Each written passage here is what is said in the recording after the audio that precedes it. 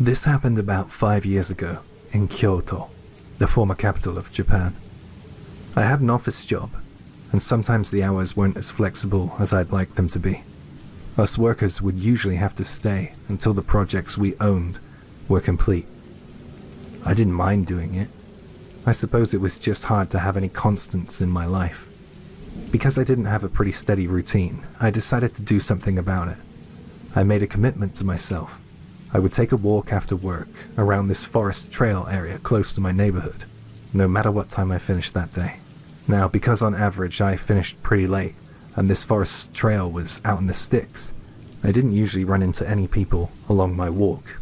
But that all changed one night, when I ended up encountering someone stood by the side of the forest trail. He was a man of medium build. He wore dark clothes, and the striking thing about this guy was the way he just stood there. In a word, he was motionless. I felt as if there was something off about that guy from the moment that I saw him. He gave me the creeps, and I didn't like the idea of passing him in the middle of that forest in the dark. I didn't want to go anywhere near him, but if I turned back and went the way I came, I would add another 30 minutes onto my walk. And I didn't want to do that. I remember physically trying to stop my hands from shaking. I was all tensed up. I felt for sure like he was about to do something as I passed him, but fortunately, he didn't. It was as if he didn't even realize I walked past him. I hadn't been out on my routine walks due to the terrible weather we had been having in the area in the following days. And of course I didn't do my routine walk on the weekend, so I kind of forgot about it. I got back on the trail again, and to my shock I ended up meeting the man stood by the side of the trail again, 4 days after our first encounter.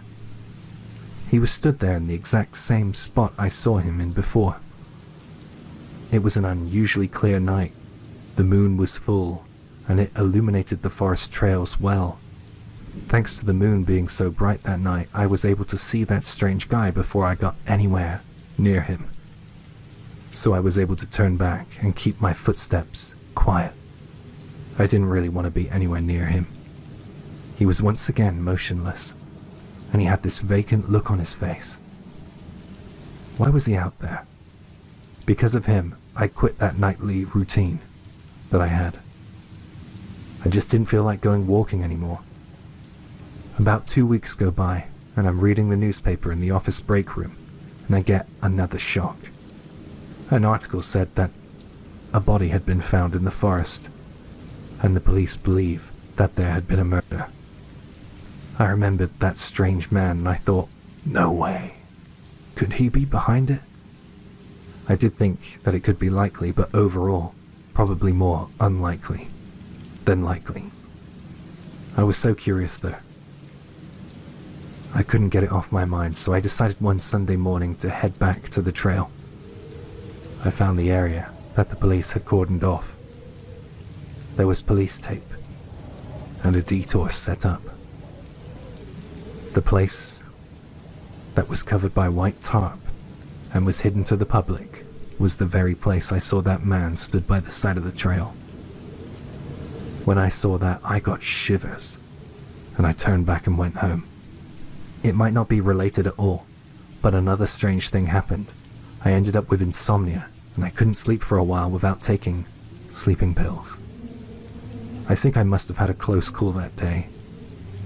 The day I passed that man. He might have been the culprit. Or was it that I passed by the victim, wanting to be found? Or was it neither? I don't think I'll ever know.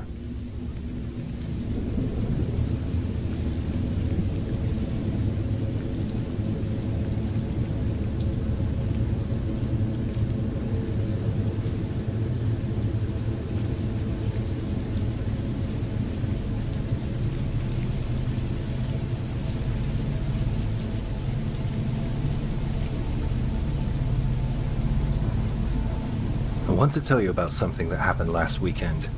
Since it was a Friday night and I didn't have work the next day, I decided to head to the convenience store after work to grab some booze and some snacks for a night in. For some reason I didn't walk my usual way home from the station. I chose to go a different route. I don't know why I did this. Maybe it will make sense later. I had a vague idea of where I was heading, so I thought I wouldn't get lost. Let me explain my usual route home a little here. After I leave the convenience store, I go straight for a while, and then I turn right. But that night, I went straight, and then I turned left. It just felt right to do. I was walking down the street, and I found a corner which turned left. I took that left.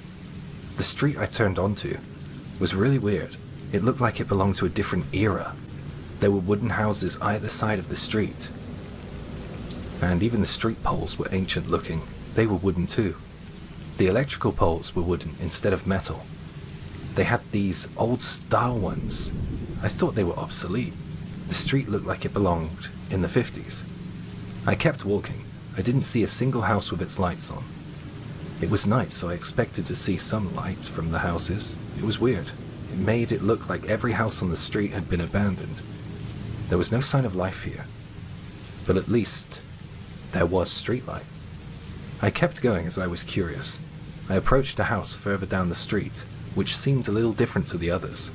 It had a large garden. All the shutters were closed on this house. I don't know if it was abandoned or not, because I could see well-maintained trees and bushes in the garden. There were numerous flower pots, large and small. Trees were growing out of them.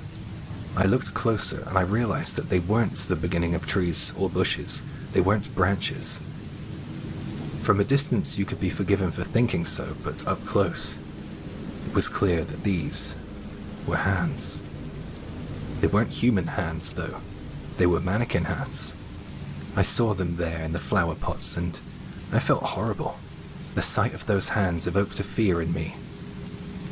I turned around instantly and headed back towards the convenience store. Something was wrong here. Okay, so you're probably thinking that this experience isn't all that strange, right? Well, I headed out of the convenience store at 8:40, and when I got back there again, it was almost 11 p.m. I know that I'm not wrong about this because I still had the receipt in my pocket. How the hell did 2 hours pass in the time it took me to walk halfway down a street? It really creeped me out. I couldn't get the image of those mannequin fingers growing out of the plant pots out of my mind. Those white fingers grasping towards the full moon in a place that didn't seem real. I didn't feel like having just a little drink after all of that. I wanted to drink as much as possible. I can tell you now that I didn't get to bed sober that night. The next day I woke with a sore head, but with more clarity. I wanted to see that street again, so I walked back to the convenience store to go and find it. I was wondering if it was as creepy in the day as it was at night. I wondered if I would lose time again, if I went down it. I took a watch with me this time. I must have paced up and down every street and alley in the area, and I couldn't find the same street again. I found the point where I turned left, but there was no turning that day. I looked on different map apps. I couldn't find it anywhere. It was like it never existed. To be honest, I'm glad I didn't find it. Those hands in the plant pots were weird enough. Who knows what would have been waiting for me further down the street. I don't think I'll go looking for it. I'm scared of missing time, too.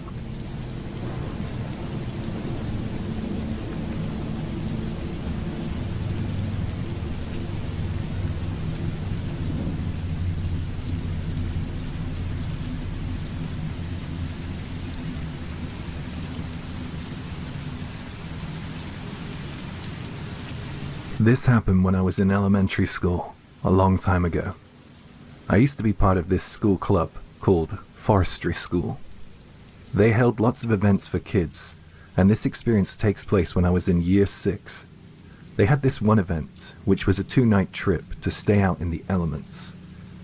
We would be sleeping out in the forest in the shade of the mountains, in a place called the Something Boys Nature House, something like that. I can't remember at the moment.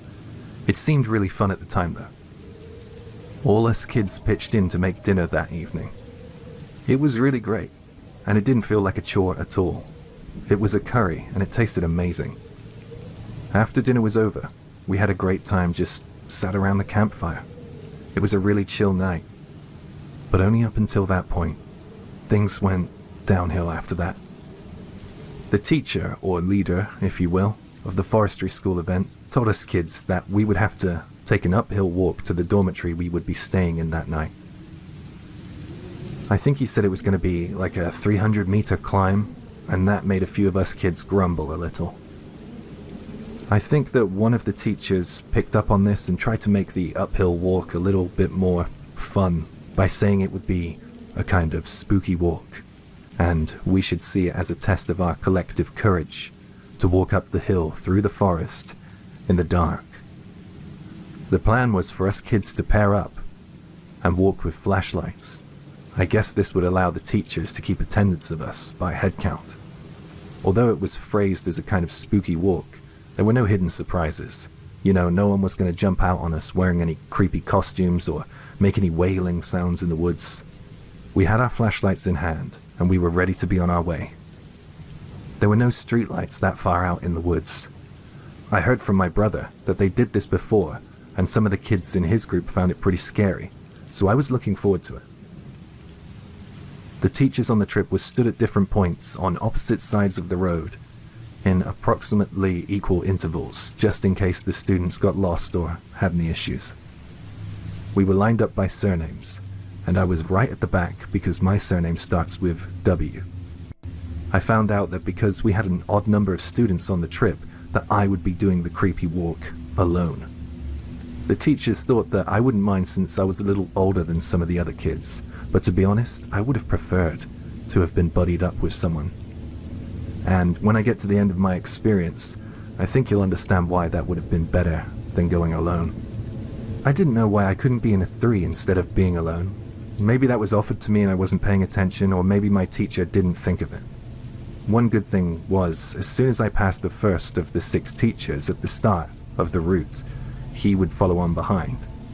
The one thing that was annoying was the fact that I had to wait like a good 5 minutes after the last pair before I could start walking. I had to wait as soon as they went up around a right-hand turn and out of sight about 50 meters ahead. I walked along the path swinging my flashlight, left to right, going over the trees and the bushes. It was pretty creepy. It felt like I was the only person out there in the woods that night, despite the fact that I knew I wasn't. After a while, I saw the first teacher at the first curve coming up. I gave him a little nod. As soon as I climbed that right curve, I noticed that there was a sharp incline. There was a guardrail to the left, and beyond that guardrail were lots of trees. I saw another teacher just stood beyond the guardrail. I couldn't really see the teacher's face very well due to how dark it was, and I didn't want to shine my flashlight in his face because I know that hurts your eyes. I didn't recognize that teacher at first, but that wasn't unusual. I didn't know all the teachers on this particular trip. This teacher was stood at the break in the guardrail. There looked to be a forest trail behind where he was stood. It looked like it was the path or the route we should walk down. I thought it was the way to go, so I headed towards him. The teacher started beckoning me to come with him, so I followed. He disappeared down the forest path, and I started behind him. But then I was suddenly stopped in my tracks. Someone behind me shouted my name and I froze. I suddenly felt an adult hand grab me on my shoulder and pull me backwards. I then heard running down the forest trail ahead of me as I was stopped. I turned to face whoever stopped me, and it was the first teacher who was at the first curve. He had a very serious expression on his face. I asked him what was wrong, but he didn't say a word. He just walked with me, away from that gap in the guardrail, and towards the dormitory. He didn't exactly tell me what happened that night, and I spent that night thinking I had done something wrong. It wasn't until I was older that I realized the danger of the situation I was in. I think there are a couple of possibilities that could explain my experience, and I would like to ask you for your opinions on my theories. I might have seen some kind of spirit. Some kids I told about my experience said that they saw wilted flowers by the side of the road. Plus, if you think about it, the guardrail having a hole in it might have been caused by an accident at some point in time. It could have been a spirit jealous of the living, trying to lead me away. I don't know. The second and much more frightening option, in my opinion, is that there was a person out there in the woods that night. They might have been aware that there would be kids out there that night because it was an annual event. I shudder to think what might have happened to me if the actual teacher wasn't behind me, walking up that trail, because I nearly went with a total stranger down a forest trail into the middle of the dark forest. I guess I'll never truly know the answer.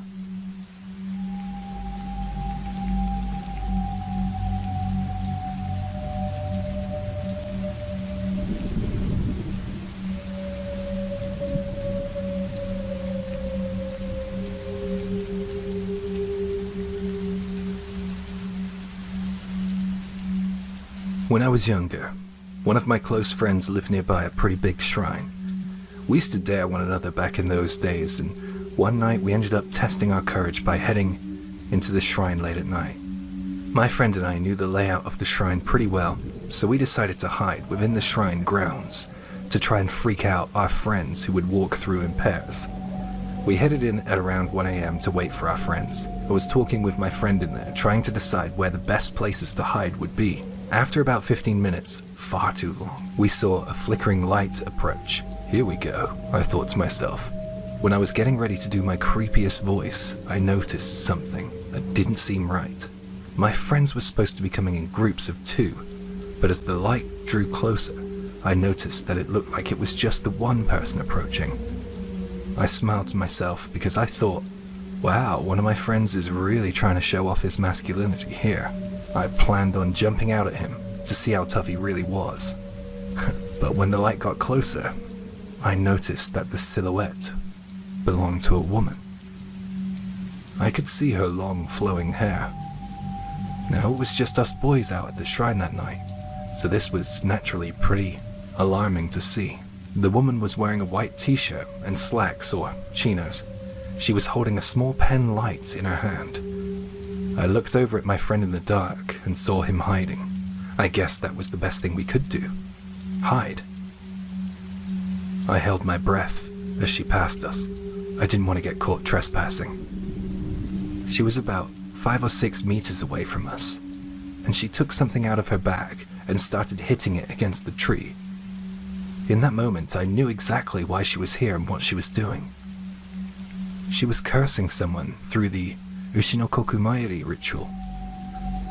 It was silent in the shrine apart from the sound of that straw doll rustling, and between the sound of the hammer hitting the nail, I heard the woman muttering, "Die, die, die."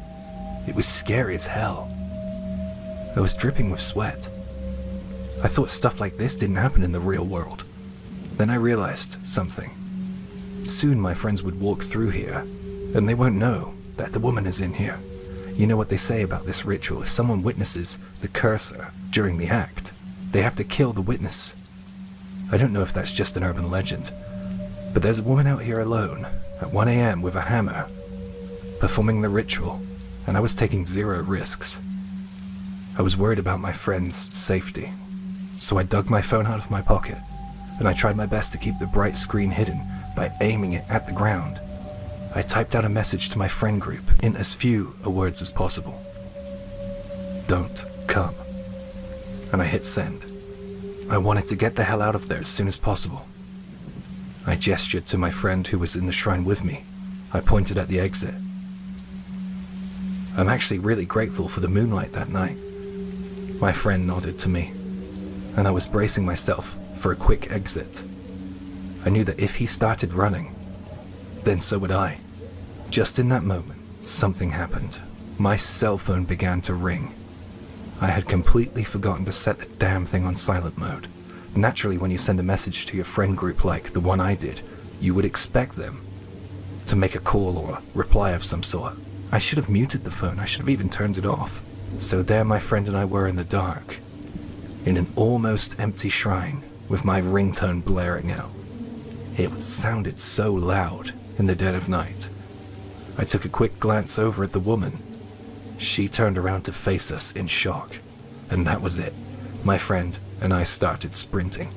We ran a few hundred meters and we didn't hear any footfall following us. I turned back to check, and the woman wasn't chasing us. We kept going until we got all the way back to my friend's house. We messaged our friends group and had the others come meet us there. At first, my friends thought that it was just a prank or a joke we were trying to play on them. But when they saw our faces and how shaken up we probably looked, then I think the reality of the situation sunk in. We decided to abandon our night of dares. It was a real shame for the guys because we had been planning this for ages at school.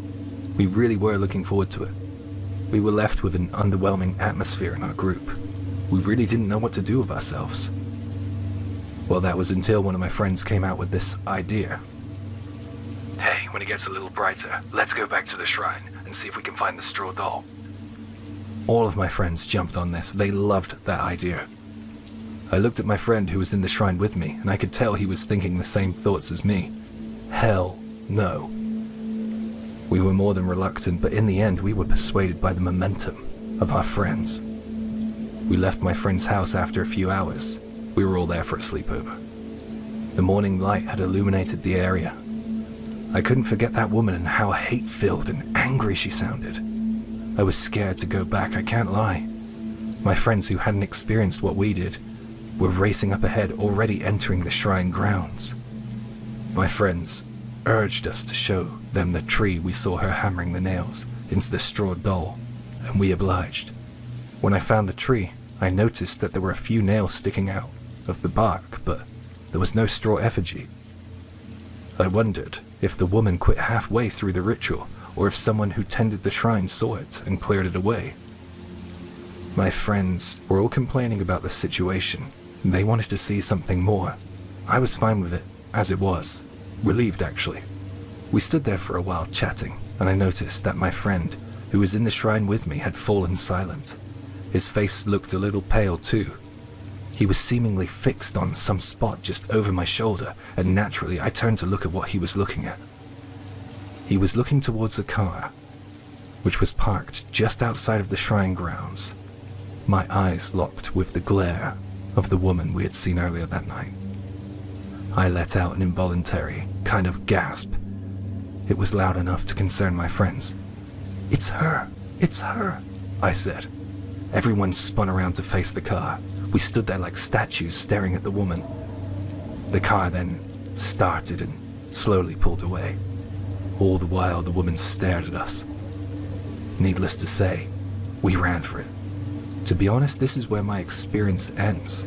I never saw that woman again, but I was so worried that I would run into her, and she would exact her revenge on me witnessing her ritual. I'll never forget the horror I felt when I turned to see her staring at me and my friends that morning. The feeling of being watched is pretty much my biggest fear these days. And to think that she'd curse someone and want them to die. There was a mean streak in that woman I can't quite adequately express to you, but I'm so glad we got away from her.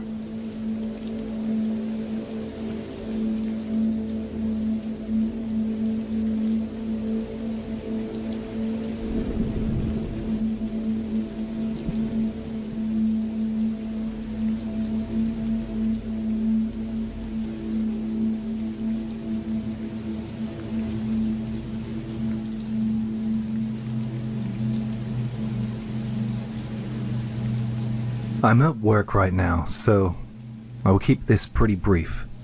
Today I was reminded of something creepy that happened in my office. It all happened about 5 years ago. That was when we moved into this building.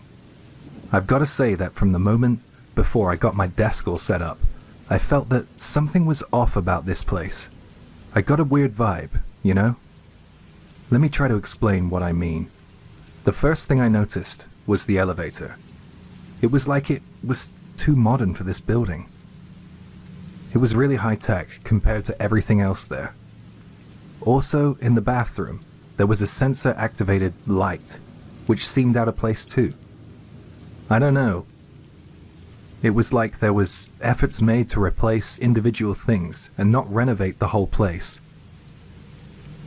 It was like the interior didn't match the exterior in places. It was a little weird.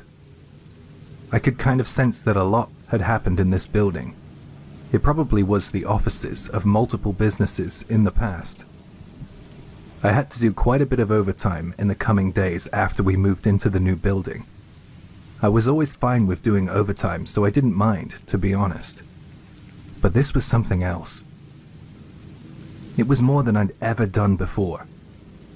I guess that I wasn't very good at listening to my body at the time because, looking back on it, I was overworking myself. It wasn't just work though. Every time I finished late, I ended up staying up late. I was surviving on less and less sleep. I would stay up late because I needed to eat, shower, and try to mentally switch off for a little while. One day during this busy period, I felt some pretty intense stomach pains at work. I had been feeling rough and worn down, but the stomach pains were a new thing for me. A new concerning thing. I decided to make use of the bathroom on the second floor, because that was the more modern of the two bathrooms. Now normally the bathroom's lights are usually on, but they were off. I guess that was because it was the weekend. Yep, I was at work on a Sunday. It was a dark day. I remember it being in the late stages of autumn, the kind of day where it was dark out early. It was a little eerie, but as soon as I went there, the sensor light picked up on my movement and it lit up the bathroom. I really shouldn't have been in the office over the weekend, but I was. I had a big project presentation coming up that I needed to work on. That's probably why I was having those stomach pains, come to think of it. My stress levels were elevated. I pushed open the stall door and I got the shock of my life. There was someone there. Someone I had never seen before. He certainly didn't work in my office. I was so stunned I almost forgot about my stomach. He had white hair, and he seemed kind of old. I remember he was wearing a shabby kind of shirt. It looked to me like he had been wearing it for a while. He was stood with his back facing me. My brain went to autopilot, so I said, "Oh, sorry," or something like that. I was so embarrassed to see someone in there that I didn't really question it. I just closed the stall door and darted out of the bathroom as fast as I could.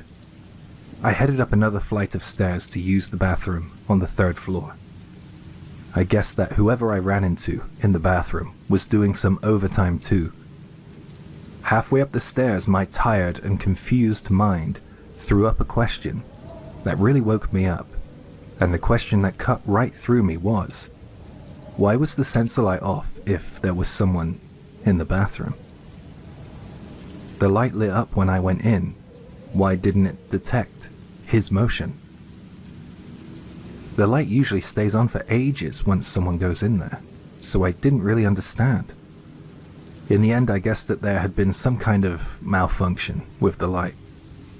I went home after I got my work done, and nothing else happened that day. Whoever was in the building at the same time as me came and left without my knowledge. Now flash forward a couple of days or maybe weeks, I uncovered some disturbing news. There were rumors about our new building circulating around the office. The rumor that I heard was there was an elderly person who collapsed and died in this building due to overwork. They say that he collapsed in the bathroom, and that was why the previous occupants left. Ever since I heard that rumor, I haven't been able to go anywhere near the bathroom I saw that old guy in. I have been trying to convince myself that he was nothing more than a figment of my imagination, a hallucination conjured up by an overly tired mind. I tried to tell myself that that was what I saw that day, rather than something paranormal, but I just can't shake the feeling it was something more than that. Perhaps if the rumors were true about the old man dying due to overwork, then the reason I saw him might have been some kind of grim premonition of what's in store for me if I carry on overworking myself. I can just imagine him in the bathroom, hyperventilating, sweating, and shaking. I don't know why that image comes to me. He's also clutching at his chest. It makes me realize that I really have to listen to my body more. Since I saw that man, I've tried to make little steps to back away from all the overtime. But it's tough. Oh, and I always use the restroom on the third floor now. I'll be fine. I just gotta get through this next presentation. Hi, Jay here. Did you know in Japanese there's a specific word that describes deaths at work? Karoshi. It literally means overwork death, and is the term used to describe sudden occupation-related deaths. The most common medical causes of death through karoshi are heart attacks, strokes due to stress, malnourishment, or fasting. The mental state of individuals in a hostile or stressful workplace can also be a defining factor and can lead to karo jisatsu. In basic and YouTube-friendly terms, ending it all due to what's going on at work. Having worked in Japan, I can say that the work styles, company culture, and what's expected of employees is of a higher pressure than I'm used to in the West. I am of course just speaking on my own personal experiences though. If you're interested in learning more about karoshi, then I recommend checking out the link in my description.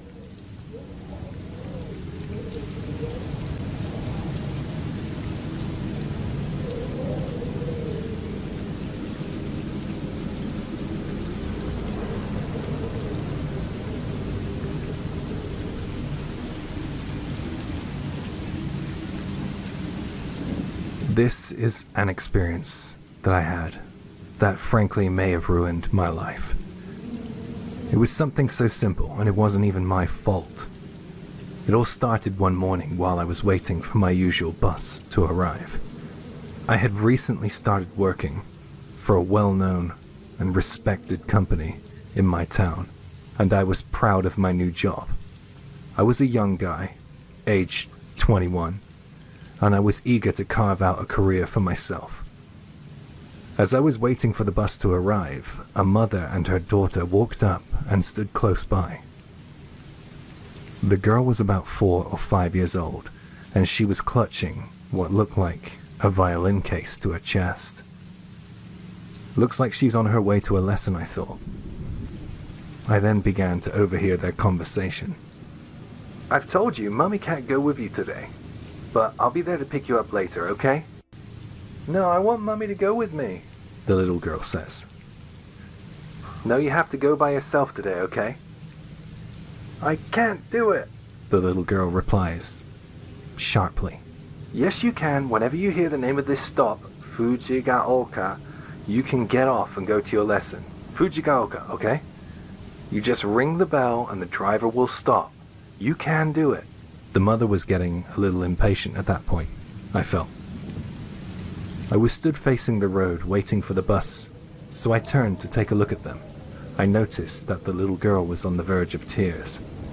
Me turning to face them turned out to be a massive mistake on my part, because as soon as I looked their way, the mother seemed to lock eyes with me, and then she said, "Oh, excuse me, are you going past Fujigaoka?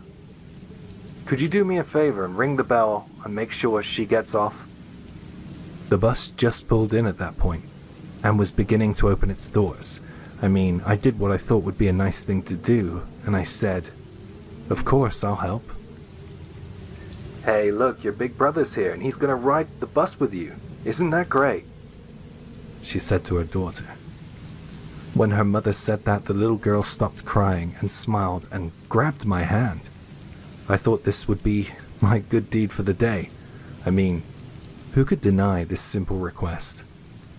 I thought it would all be fine, but you know as well as I do that I wouldn't be sharing my story here if things turned out fine. We climbed the steps and got a seat. The little girl sat next to me and chatted away endlessly. She told me all about her school and her friends and what she likes and dislikes. I, of course, smiled and nodded and asked her little questions of my own. I had had worse rides to work in the morning, let me tell you, so this was a breath of fresh air. Eventually we approached Fujigaoka, and I rang the bell to alert the bus driver. She somehow looked a little sad because I could tell she was enjoying telling me all about her little world. In all honesty, this was the one just before my regular stop. So I asked the little girl, "Are you okay to get off here and get to your class by yourself? You know, like Mummy said." And then it suddenly dawned on her that she was about to be alone again. As the bus slowed to a stop, her bottom lip started wobbling and she began to start whining and forcing tears out from the corners of her eyes. I really didn't want her to make a scene, so I decided to get off the bus and walk with her. I remembered that her mother said it was only about a 5-minute walk. I would still get to work just on time if I took her to her lesson, so I thought I would just do the decent thing. So the little girl took my hand and we left. She stopped her whining and crying almost instantly. She went straight back to telling me all about her little world. About 3 minutes into our walk, we passed a police officer on a bicycle. He took a very sharp glance at me. In that moment, I realized that I might have looked a little suspicious to him. A young man in a suit holding the hand of a little girl. And I have a baby face. Plus, if you couple that with the fact that I was 21 and she was about 4 or 5, something about the maths there doesn't seem to add up, I suppose. And I think that's why he took interest in us. She was pulling at my hand in parts as well, so I guess without the context of what I was asked to do at the bus stop, I could be seen as suspicious looking. It didn't look like I was an older sibling either, nor her father. We really didn't look alike at all. Without giving too much away, I have slightly darker skin, and genetically I feel that her family might have been a little bigger than my family, and that's all I want to say. He was riding in the opposite direction, and I thought that he was just going to leave us alone. He'd just take a look and keep going, but when I heard the screech of bicycle brakes behind me, I knew he had turned around and come back. I then felt a tap on my shoulder and a voice asked, "Can I have a quick word with you?" I guess you can figure out what that means when an officer asks to have a talk with you. It's never great, is it? The little girl began to cry and wail again as we were both asked to go with the officer back to his station. The officer didn't seem that interested at all in how upset she was. It wasn't nice to know that the little girl was missing her violin lesson. She probably thought that she was going to be in a lot of trouble. We entered the local police station, and we were taken into a room at the back. I guess that they used that room for their interrogations. I was so flustered that I was doing a really terrible job of explaining the situation too. The officer took a look at my laptop bag and clocked my new company's name on it, and decided to pause our interview to contact them. I think he did this because maybe he didn't believe that I was an employee at that company. He might have thought that it was an accessory or something that I would use to make the child trust me. Had he asked me, I could have showed my ID. It's so frustrating thinking back on it. I told the officer my story and the little girl agreed with me. He wasn't buying it, and there was an awful lot of back and forth. I was really nervous because on top of all that was happening, I was now late for work at my new job. Ultimately, my innocence was proven by the violin teacher. She contacted the girl's mum, the lady I met at the bus stop, and she confirmed my story. After I was released, and I got to work, I was ordered to see the head of my department. I explained it all, and he was very sympathetic, actually. I went home that night feeling exhausted, and having mixed feelings about the day. I felt embarrassed, most of all. I went back to work the following morning, and over the course of a couple of days, rumors about me were being spread behind my back at work. I was famous as the newbie who got busted in a kidnapping attempt.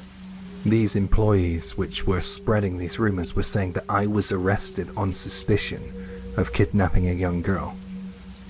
Because I was new, some of the employees who had been there for a long time felt comfortable enough to tease me. I tried to join in, to kind of laugh it off, so they knew it wasn't going to hurt me, but that ended up making me feel really uncomfortable. Every hour of the day, someone had a jibe at me. I began to resent the company I worked so hard to get into. They would joke at me as soon as I came into the room, behind cupped hands as I walked past, and they would leave nasty post-it notes on my computer at work. It was like as soon as some of the senior staff said something and started laughing at me, the junior members of staff used it as an opportunity to buddy up to their bosses by joining in, and they would take it further than the seniors in an attempt to be recognized. No one cared about how it was affecting me, and my confidence was shot, my self-esteem was on the floor, and I hated it. But do you know what I hated the most? I hated the way the female employees looked at me. They looked at me like I was some kind of predator or something. They wouldn't make eye contact with me, and kept their interactions with me as short as humanly possible. Honestly, those looks that they gave me, they made me feel so dirty and so ashamed. Co-workers that I had gotten along with well were now trying to avoid me, like I was carrying some kind of disease or something. I was innocent, and it was proven, yet I was still being treated like I was this evil kidnapper. I couldn't stand it. I tried to ride out the storm because I truly wanted a career at that company. But when all the jibes and the bullying didn't stop for close to 5 months, I decided that enough was enough. I threw in the towel and I quit. No one cared that I quit. They just made sure that they got in as many insults as they could before I worked my notice period. Now I guess this is the part where I tell you my thoughts after the fact, like a kind of afterword in a book or at the end of some novel. I believe that the mother I met that day is a decent person, but she did a bad thing. She had terrible judgment skills. I don't think she should be asking strangers to take her daughter on a bus ride. She actually reached out to me after getting my details from the police to make an apology, and that's why I think I can say she's learned her lesson on putting her daughter in strangers' hands. I hope she realizes that it could have been a lot worse if I was in fact the type of person that my co-workers were making me out to be. I also don't think a girl of her daughter's age should be riding the bus alone. I myself never rode the bus alone until I was about 10, and I know some parents who probably wouldn't be all that okay with that either. At the end of the day, the police's job is to investigate suspicious people. Had I been an actual kidnapper, then that officer would have been doing a great job by detaining me. I don't hate that he took us in for questioning because I want the streets to be safe. I wish that he didn't contact my company though. Now for my co-workers. I hate them for how they made me feel, and how they made me give up a career that I really wanted. They are the worst, and they knew that I was innocent, but they still continued. Things just went really off track that day. But would I do it again to help? Maybe. I'm not so sure now. I guess my confidence has been knocked and my faith in humanity shaken a little, but I must be a glutton for punishment. Because I don't think I can just stand by and ignore a request for help. Overall, I have mixed feelings, but I guess it's as they say, no good deed goes unpunished, right?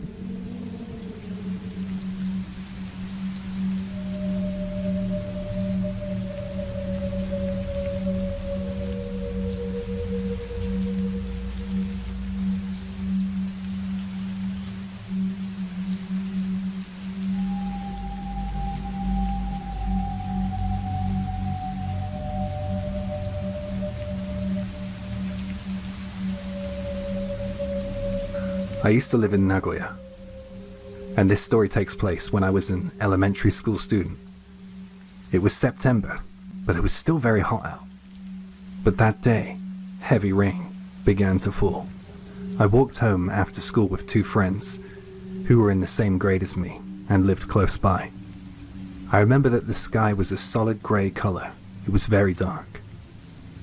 Whenever there was heavy rain forecast or bad weather coming like typhoons, I was always excited by the unusual feelings of, danger or anticipation that came over me.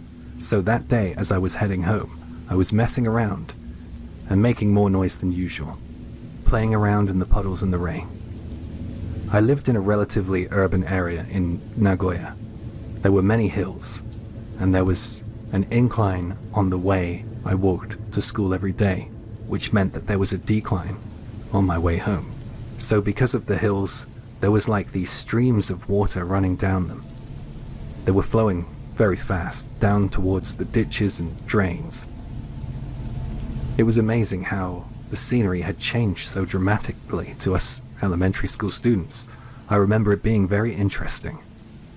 The gutters at the side of the roads were clogged, and the gutters at the side of the roads were full of rushing water, but at points we would see the gutters and drains clogged up with leaves and other debris. I decided to lay a stick flat in the flowing water to see what would happen. And other times I poked at the leaves to create space for the water to drain. We were getting closer to our homes now, and I was thinking about how it had felt like a little adventure. That's when we discovered something. One of the drain covers were open, and we could see inside. We all gathered around and looked down. I was amazed by how fast the water was rushing down there. It was way faster than I could have imagined. The drain was huge. I guessed that it was some kind of storm drain. It looked like a water slide at the pool. I quickly threw a nearby stone down there and said, "Wow, this is amazing." It was really fun to see it get washed away in the blink of an eye. We played there for a while, chucking different things we found into the open drain mouth. Then someone said, "Try an umbrella." We were getting a little tired of throwing small things in there like sticks and stones and leaves, so we immediately went with this idea. We had all been using umbrellas that day, and I didn't want to get wet, so I didn't offer mine. I saw that one of my friends had begun to close his umbrella with a smile on his face. "I'll do it, but if I lose my umbrella, my mum will kill me. I'll just have to hold on to it." He aimed his umbrella into the drain, and almost instantly he yelped in panic. The force that the water was rushing almost swept him away. The umbrella opened up a little as soon as it hit the water, and the water rushed in and opened it more. And it quickly began to drag him down into the drain. We all grabbed at our friend. It was so scary, but I managed to grab his leg, and two of my other friends managed to get a hold of him too. Next, we heard a voice shouting from behind us. Before I turned around, I knew that the voice belonged to an adult, but I didn't expect to see our school's vice principal running over towards us. My friend, probably alerted to the sound of this voice, let go of his umbrella. The umbrella was swept away in a blink of an eye. We could all hear the sound of metal spines in the umbrella cracking and breaking in the drain. It sounded like bones breaking to me. The vice principal joined us at that moment, and he looked incredibly angry. He started yelling at us. He was saying things like, "You can't play here. It's too dangerous. Hurry up and get home." After being scolded by the vice principal, a man who we rarely interacted with, we scurried off home with our tails between our legs. When I got home, I told my mother about what had happened. For some reason, I was really excited to tell her. She looked annoyed and asked me, "Where did this happen?" And I said, "Down the hill, near our road." And it looked like that was the place where we had found the open storm drain. She looked angry and almost disgusted with me. She left the room, and I knew that I probably shouldn't talk to her about it again. My brother was in the same room as us, and he had just heard our conversation. I turned to him, and he started teasing me, saying about how much trouble I was going to be in. Classic older sibling. I asked him if he knew why Mum was so angry, and he told me the following. About 8 years ago, on a similar day like today, where heavy rain fell constantly, a schoolboy of about your age was walking home alone. He never made it home though. He vanished. Parents and teachers were searching all over for him. All they found was his rucksack nearby a ditch. Several hours later, his body was discovered a few hundred meters from where his bag was found. He had somehow entered a storm drain, and he got washed away by the force of the rushing water. They say that his body was completely mangled and all of his bones were broken. The vice principal was the one who found him, so my brother wasn't surprised that he was yelling at us. Lots of people in our area had heard of the incident, actually, including my parents. Our house phone began to ring. It jumped me out of my skin, and my mother answered it in the other room. I found out later that the vice principal was calling to see if I had made it home. He was very worried about us because he said that he had seen us playing with the exact storm drain where the missing student's backpack was found next to. He said that he found it disturbing that the storm drain was open because since the accident, safety measures had been taken to make sure that it remained shut. I told my mum that we didn't open the storm drain, and it was open by the time we got there. If the vice principal hadn't come rushing over that day, then I don't know if my friend would have let go of his umbrella. I feel like he saved us from a terrible incident. My friend could have ended up like that poor boy who got sucked into the drain. Needless to say, when my dad got home, both of my parents gave me a very long lecture about the dangers of playing with a drain, and I vowed that I would never go near one again. I told my friends about the story my brother told me, and we agreed that we were glad that the vice principal was there for us and no one got hurt. There was one thing that has been left unanswered though. No one has owned up to being the one who said, "Try an umbrella," when we were messing around throwing things in the storm drain. I know that it wasn't me who said that, and my friends were adamant that it wasn't them. Who was it if all of us were telling the truth? Was it someone else? Is someone lying? Whenever it rains heavily, I cannot help but remember that phrase. It sounds almost ghostly in my mind. I wonder if the vice principal is still out there keeping an eye on children making their ways home. It was nice of him to be there to watch over us.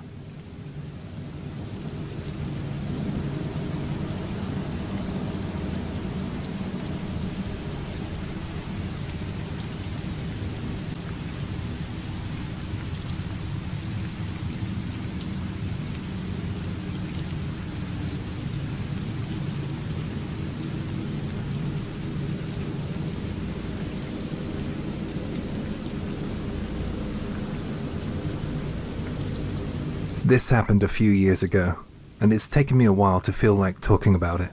This might be a slightly longer than usual story, but here I go. About 4 or 5 years ago, my friend and I, who were college students at the time, we decided to go to an all-girl college. There was a festival and we wanted to meet some women in our area. Seemed like a good idea at the time. We thought that it would be easy to meet some girls our age, but somehow we seemed to neglect the fact that we weren't all that interesting, or handsome, or even approachable. Well, it didn't really go to plan, but not all hope was lost. I knew that in some of the classrooms at this university there would be students selling snacks and drinks. That's how they made money for the festival, you see. So I thought that I could get some one-on-one time with whoever was selling that stuff. And my friend, of course. We walked the halls of their college and we were waving at the ladies, and man, some of them smiled my way. I even exchanged a number with a lady. She took some convincing, but she gave up her digits in the end. It was a pretty productive day, so my friend and I decided to head out. We were smiling as we were heading towards the entrance. But that smile was short-lived, as it looked like there was an increased security presence at the gates. We were both kind of shocked. I wondered if one of the girls we had waved at complained about us. I hope not. We weren't there to upset anyone. There were more teachers and security people than there had been in the morning. Well, rather than risk any kind of repercussion for our actions, we decided to slink out of the back of the school. I hoped that there might be some kind of unlocked gate back there that we could make a move through. But thinking back on it now, it wasn't the best idea at all. Although what we were doing wasn't exactly sweet, I doubt we would have been in all that much trouble for being there. It was a public event, anyone could go. All we had to do was walk out through the gate we came in through. But we didn't. We found a gate at the back of the college campus. The only thing was that it was locked. We decided to climb over it since we couldn't go through it. I felt for sure that we were going to be caught at that point. Somehow we made it out, and it seemed like we went undetected too. When we both climbed down from the gate, we came out into a residential area. It was a built-up area, suburbs. We knew that if we kept going in the direction that we were heading in, we would probably arrive back at the train station we hopped off at earlier. We walked on for a while, making small talk. We spoke about the girls we had minor exchanges with, and our overall impressions of the day, but after a while the small talk kinda dried up. Not because my friend and I ran out of things to talk about, but because something weird was going on. I realized that there were no people around. In a place that was so dense in homes, and with so many cars lining the streets, I found it incredibly hard to believe that we hadn't seen a single person as we walked along. It was weird. Not even a bus, taxi, car, or bike passed us by.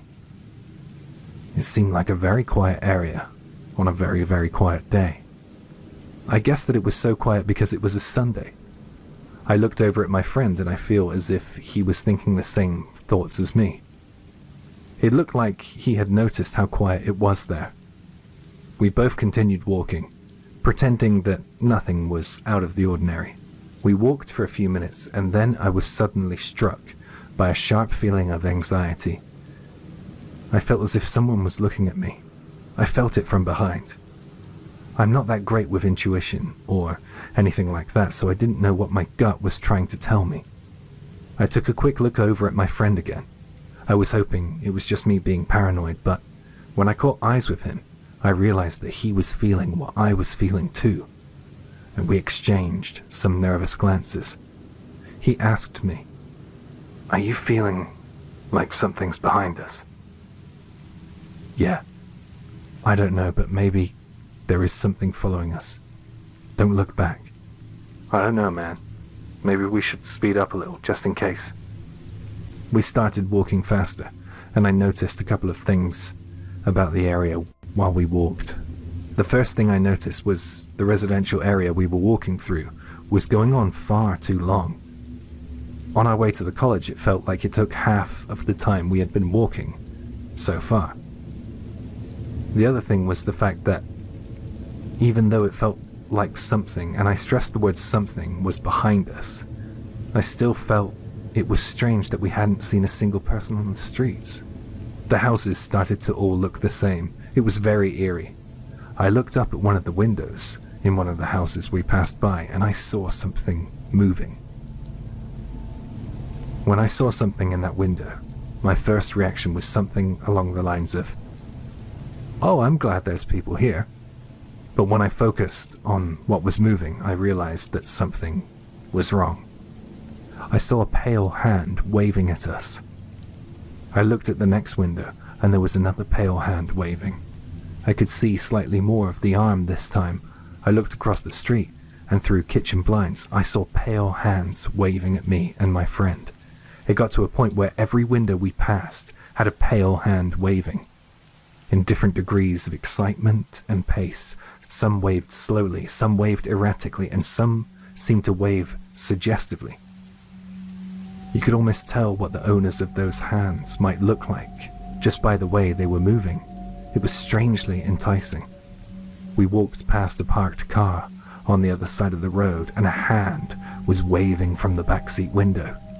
It was so strange and unusual that it was downright disturbing, and I really, really didn't like it. I spoke sharply under my breath and asked my friend if he was seeing what I was seeing. He didn't answer, so I looked over at his face, and to me, in that moment, it looked like he was on the verge of tears. Behind him, I could see a blur of pale hands waving from windows. I asked him an important question. "Can you run?" I watched as he slowly nodded, his head up and down. He seemed scared to speak. Those waving hands were really scary, but so was the feeling of whatever was still behind us. It was still coming. I broke out into a jog, or maybe it was more like a sprint. Whatever it was, I started running, and so did my friend. I don't know how long we were running for, but my friend started to run out of gas a little. I was in the track and field club, and I wasn't a bad runner back then, but my friend was, I don't know how a nice way to say this is, but let's just say he was more of an indoors type of gentleman. He was clutching at his sides and complaining. I think he couldn't physically go on any further. He was wheezing and spluttering. Kinda sounded like he was gonna hurl, too. He dropped to his knees and yelled, "Go on without me." It was like a line from an action film. It was honestly so weird that day.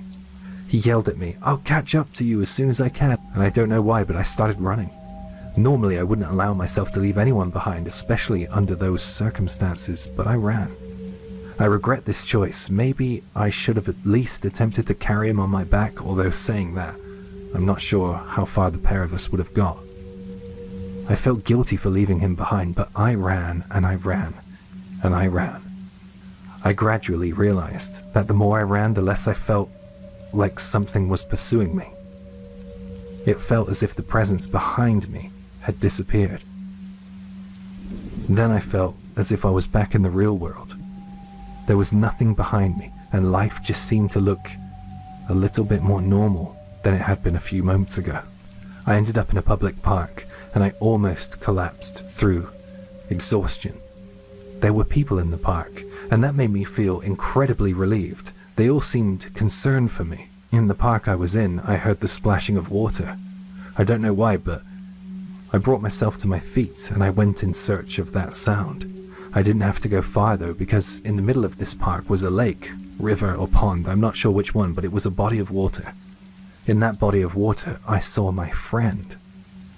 The one who I had been with earlier. There was just no way in hell that he could be here after I had left him back there. I didn't really allow that thought to occupy too much of my brain space, because I was just so incredibly pleased to see him. I started yelling out his name at the top of my lungs, and I waded into the water to embrace him. I was so glad that he wasn't going to be left behind with all those pale, waving hands. My friend's face was expressionless though. As soon as I entered the water, he dove down and went for my legs. He took my legs out from under me, and I was submerged in the murky water. He was wrestling with me and twisting and turning with me under the water. I don't know what had gotten into him, but it was like he was trying to drown me or something. I kicked him away, and he fell on his back. And then he came out of the water with his arms raised, outright poised to choke me. In the end, some bystanders, I guess, separated us, and we found ourselves in the backs of police cars. I don't know what the hell happened to us that day, but I have a feeling that we were somehow spiked at that all-girls college. If we didn't go out the entrance, then maybe our night could have ended a lot more differently than a wrestle in a pond, in a park. All those weird things we saw, those feelings of paranoia. It was also terrifying. So real. And oh man, I can still see those waving hands in my mind. I don't even look at the windows in buildings as I pass them anymore, for fear of seeing a pale hand waving back at me. Whatever that place was, I really don't want to go back there. I have no idea what it all meant, or if it's supposed to mean anything at all, but all I can say is, I'm glad that my friend and I got out of wherever we were, or whatever minor trip we were on.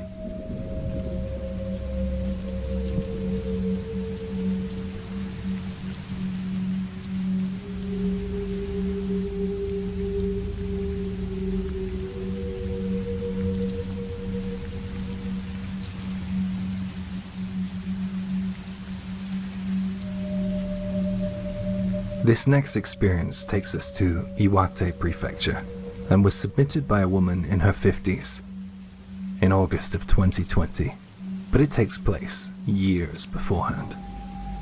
This happened when I was in my 20s. I used to work at a nursery school in Iwate Prefecture.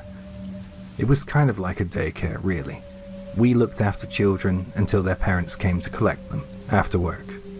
The latest the children left would be about 7:30.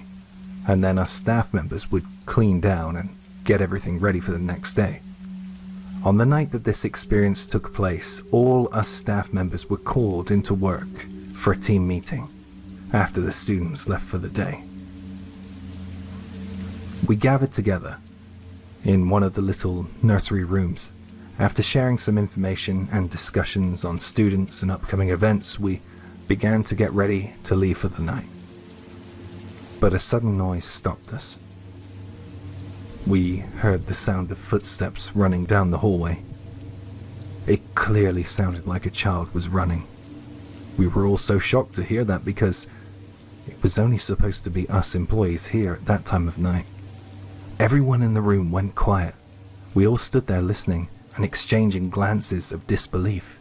I thought, oh, maybe one of the children hadn't been picked up and perhaps one of them had been hiding from us. But it just seemed too impossible though. No parent had ever been this late to pick up their child. It just didn't happen. Plus, how could one of us not realize that a child hadn't been picked up or even failed to find a hiding child in our very small daycare? Before I could think of what to do next, I heard those footsteps running back in the opposite direction. This time there was another noise. We had bags hanging from pegs out in the hallway. They were changing bags for some of the children. It sounded like someone had smacked each bag with their hand as they ran past. I knew that sound well. We discouraged children from doing that. I can't tell you how many times a day I said to the kids, don't hit those bags, they'll fall down. Plus, it was super annoying if you were in the middle of a class and you heard that sound. Really jarring. This all happened very quickly, by the way. We didn't have a chance to say anything to each other whilst we stood in silence in our room. We were sure that the entrance door was locked and all the children had gone home. And then a few more seconds of silence passed, and I heard one of my co-workers ask, "What's this? A ghost?" We all looked at one another in shock again. We really didn't know what to think. Since these were everyday noises that we were hearing, we weren't really scared of what was happening. I heard myself say, "It's not one of my students." There was no basis for me saying that, but judging the situation solely on the sounds I had just heard, I felt very strongly that it wasn't one of my students. Something just felt different. Back then we had a co-worker who claimed to have a strong sense of spiritual understanding.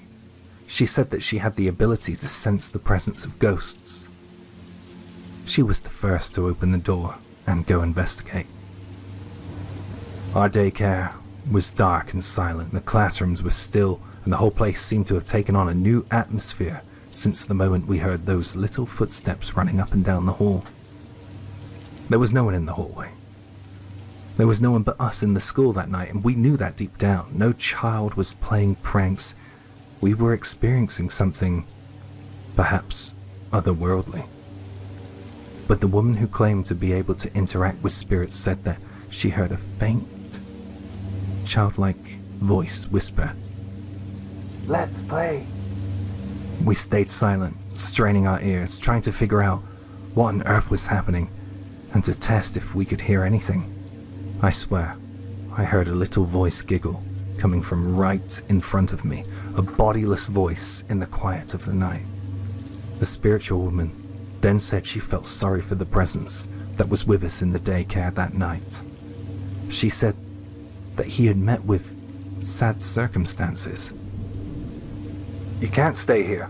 You have somewhere else to go, don't you?" she said out loud. Since the moment she said those words, nothing further happened. No phantom footsteps or bodiless voices. We were all unsure of what we experienced that night, but those footsteps we heard, were they the footsteps of a wandering spirit? A child, perhaps?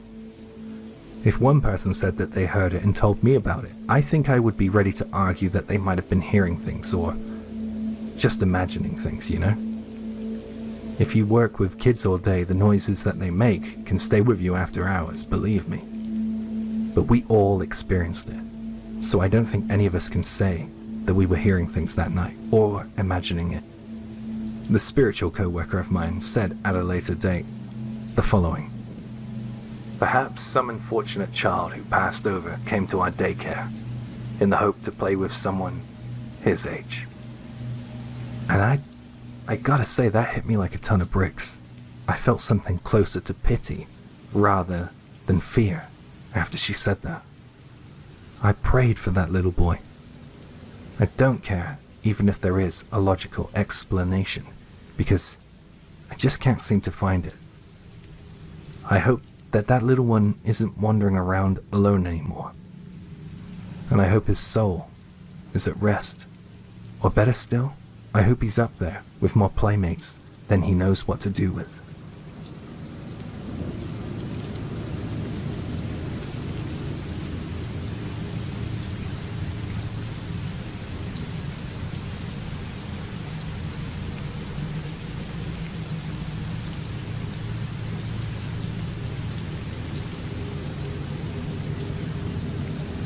A long time ago, I had a job at my local convenience store.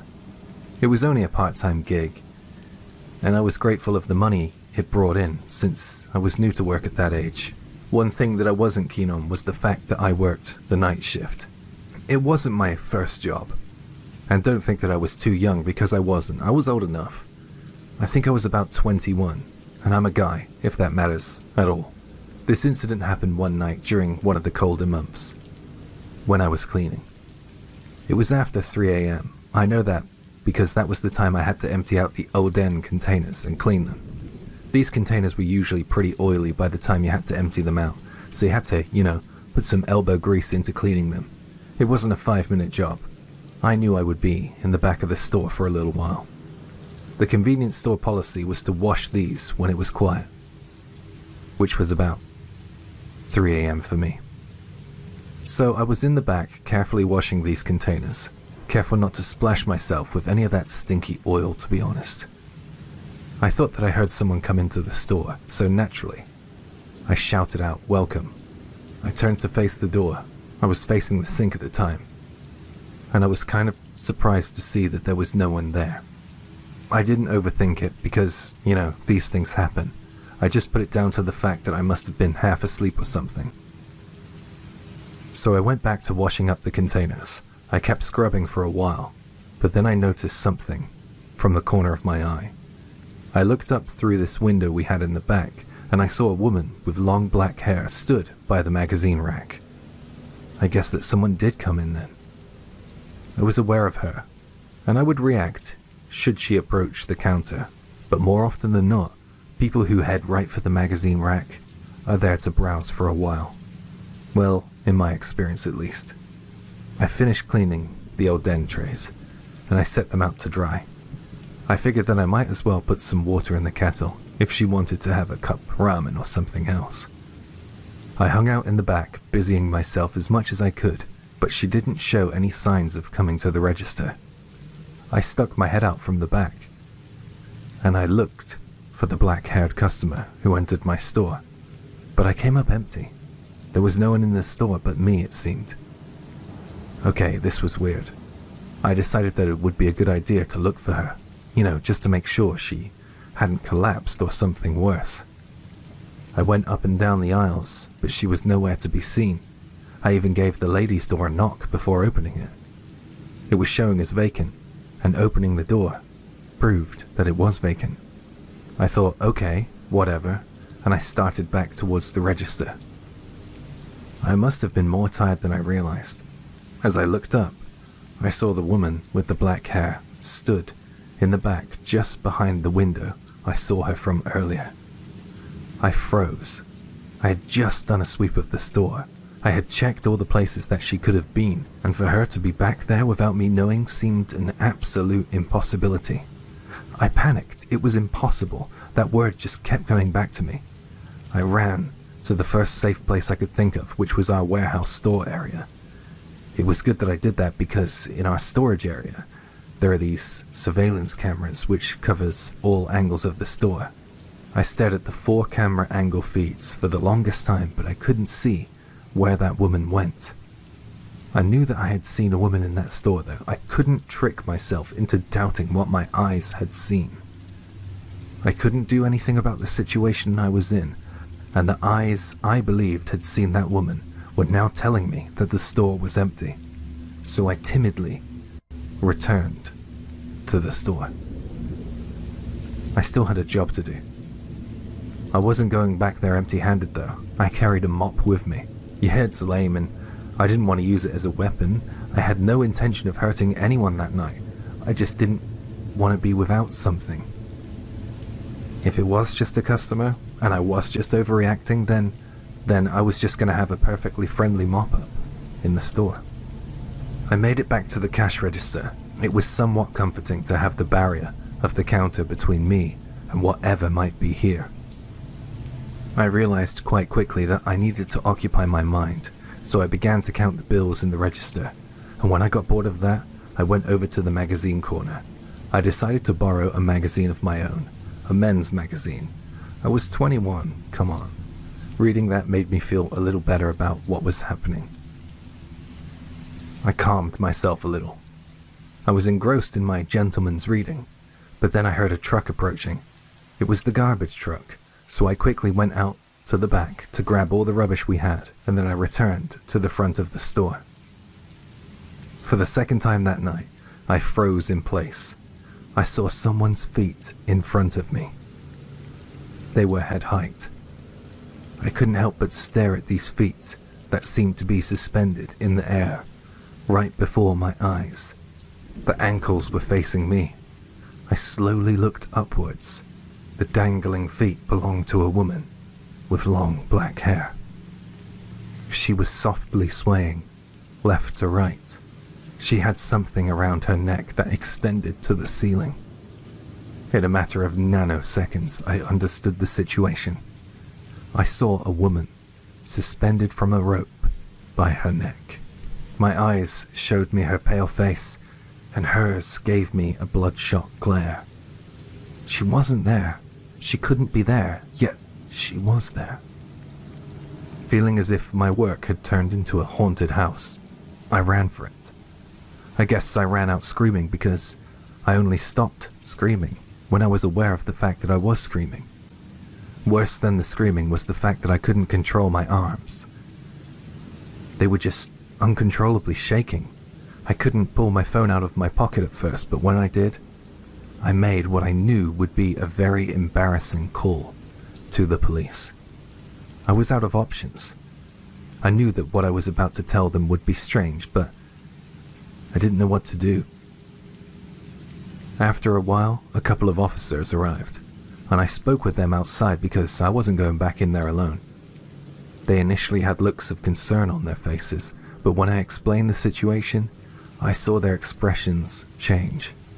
They went into the store and looked over the place while I waited outside, pacing up and down, peering in when I thought that they weren't looking my way. The two officers had a conversation in my store that I couldn't hear, and then one of them came back outside to speak to me. "Hey kid, are you sure you didn't imagine it? Maybe working alone reminded you of a horror film or something like that?" He then gave me a smile and said, "Yeah, that's it, isn't it?" It was as if saying that was the kind of case closed moment for them. To be honest, I didn't argue. I didn't think that they would ever see what I saw, and I didn't like the way they spoke to me, so I was glad to see the back of them. When they left, I didn't mind at all, but I made sure I stood by the door for the remainder of my shift. If anything else weird was going to happen, I was going to make sure that I was out of that door as soon as possible. I got through the night, and when I saw my manager next, I told him that I didn't want to work the night shift anymore. Thankfully, I got a switch to an earlier shift, and that was my last night shift in that convenience store. I couldn't ever do it again after seeing what I saw. Just the thought of seeing that woman suspended in the middle of the store gives me the chills. I dreaded work, but I needed the money. My town wasn't known for the opportunities that it gave our youth. I couldn't stop thinking about what I saw, and I eventually realized that I wanted to find out more. I looked into the building's history, and when that came back with nothing, I looked into what other buildings were built on that plot of land. It wasn't long before I discovered that a block of apartments stood here before the convenience store did. I looked up the address on Oshimateru, and I found something. There was an incident of someone taking their own life in this building. Hi, Jay here. I've covered this one before. Oshimateru is a website that essentially gives you a map of previous incidents that have occurred in areas. Japanese people use it to see if a place is haunted or to find out reasons why a place gives off a bad vibe, for example. If you want to know more about this, I go into a bit more depth in another video that I will link in the description. It's my accident property video. Anyway, back to the story. Did I see something that night? Did I see a woman who ended it all? I don't know, but I know I saw something. There were times after that night, even on the morning shift, that I thought I caught a glimpse of that woman through the window when I was in the back. I had to leave that job. I'm glad I did, but I'm just worried that I'll see that woman again someday. I hope her spirit can find peace and rest before I ever see her again.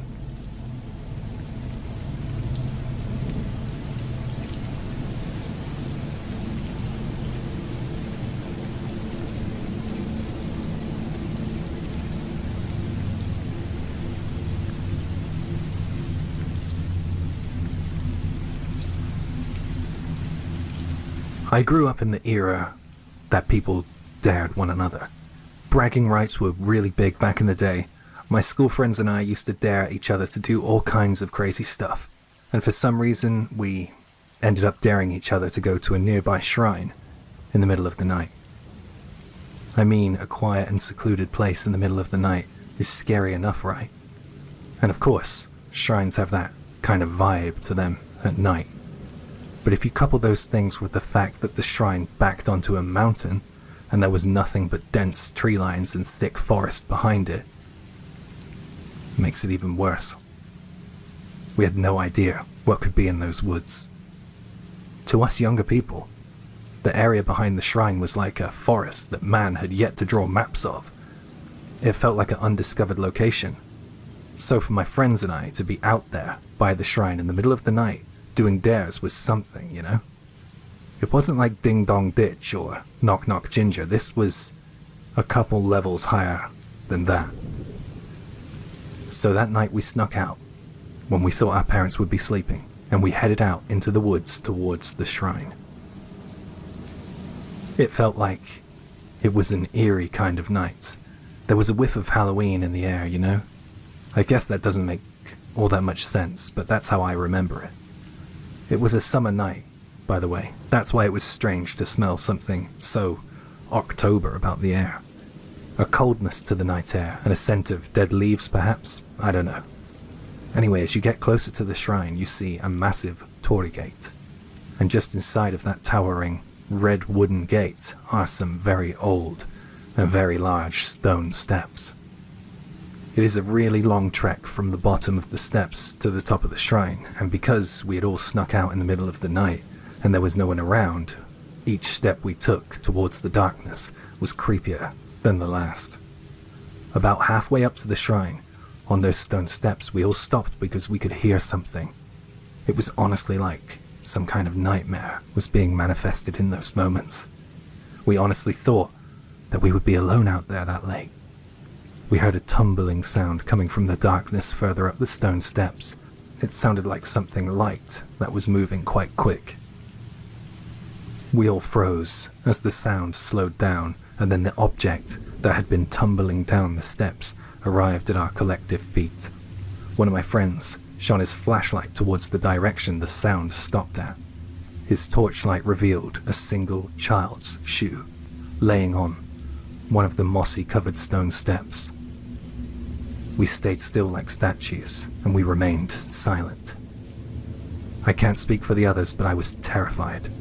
I didn't know why this shoe suddenly tumbled down the steps. I mean, we were kids, but this shoe, it was like a little toddler's shoe.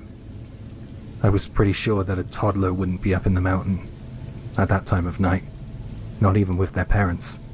Once those logical questions had been somewhat answered, I just couldn't stop thinking about what might be up those stone steps near the shrine waiting for us. Was something watching us?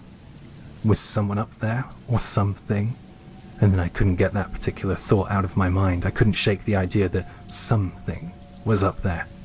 Something was up there in the darkness, and I could just sense it. Like the way you feel something like thirst or hunger. No one taught you that feeling. It's just something you're born with, something innate. I turned and started quick walking back down the steps, even though no words were exchanged between my friends who were all on the same page.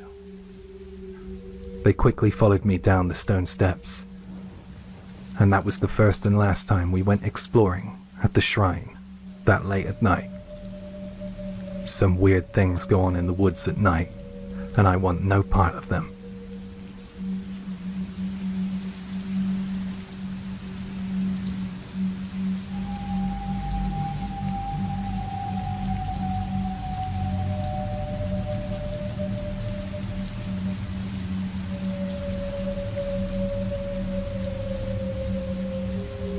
This happened about 7 years ago when I went to Disneyland, and I stayed in a hotel that might be affiliated with Disneyland. If I remember correctly, it's called the Tokyo Hotel. Anyways, I stayed there for 3 nights in a pretty big family room. I think that hotel room is haunted, and even a person who's not a believer could have their mind changed if they stayed in the same room that I did. That's why I'm here. I'm trying to find out if anyone on here has had an experience in that hotel. I was staying in the hotel with my husband and my 2 children. We had taken a flight to Disneyland as a treat for the children. I noticed something pretty strange about the hotel. The door to this walk-in wardrobe would open by itself, and no matter how many times I closed it, it would just keep on opening. But that's not that strange, right? Maybe there was an issue with the hinge or the latch that prevented the door from staying shut.